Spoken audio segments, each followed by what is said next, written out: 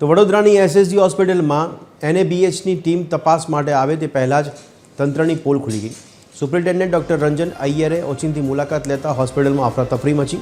Inspection પહેલાં ખામીઓ ઢાંકવા પડદા પાછળ છુપાવેલા જૂના સ્ટ્રેચર અને વ્હીલચેર જોઈ ડૉક્ટર અય્યર લાલ ગુમ થયા।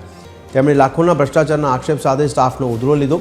આગામી 21 ફેબ્રુઆરીથી 3 દિવસ માટે એનએબીએચની ટીમ હોસ્પિટલની સુવિધાઓનું નિરીક્ષણ કરવાની છે, પરંતુ તે પહેલાં જ ગંદકી અને ખામીઓનો પર્દાફાશ થતાં અનેક સવાલો ઉઠી રહ્યા છે।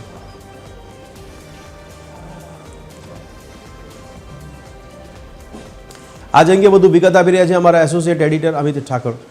અમિત, જણાવશો જે સુપ્રિન્ટેન્ડન્ટ દ્વારા જે મુલાકાત કરવામાં આવી ત્યારે કયા પ્રકારના ખુલાસા થયા છે અને હવે કયા પ્રકારની કાર્યવાહી હોસ્પિટલ તંત્ર સામે?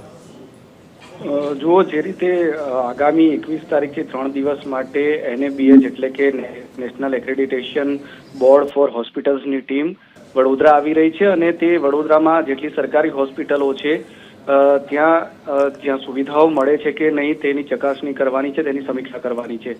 તે પહેલા વડોદરાની અને મધ્ય ગુજરાતની સૌથી મોટી હોસ્પિટલ એસએસજી હોસ્પિટલમાં તૈયારીનો ધમાટ જોવા મળી રહ્યો છે। આ તૈયારીઓની સમીક્ષા કરવા, ચકાસણી કરવા માટે આજે જે હોસ્પિટલના સુપ્રિન્ટેન્ડન્ટ છે ડૉક્ટર રંજન અય્યર તે અચાનક ઇમરજન્સી વોર્ડ અને અન્ય વોર્ડમાં પહોંચ્યા હતા, પરંતુ ત્યાં કેટલીક તેમને ખામી જોવા મળી અને તેને કારણે ખૂબ ભડક્યા છે। ડૉક્ટર રંજન અય્યર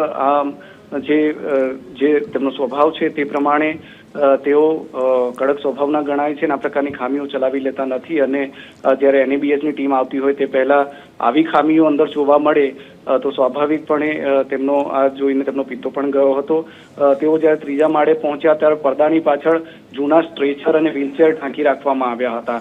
તે પડદો ઊંચો કરીને જોયું ત્યારે તેઓ વધારે ગુસ્સે થયા અને તેમને કીધું કે લાખો કરોડોનો ભ્રષ્ટાચાર તો અહીંયા જ દેખાઈ રહ્યો છે। આ ઉપરાંત વાળેલા ગાદલા, અન્ય જગ્યાએ અંધકાર પણ હતો।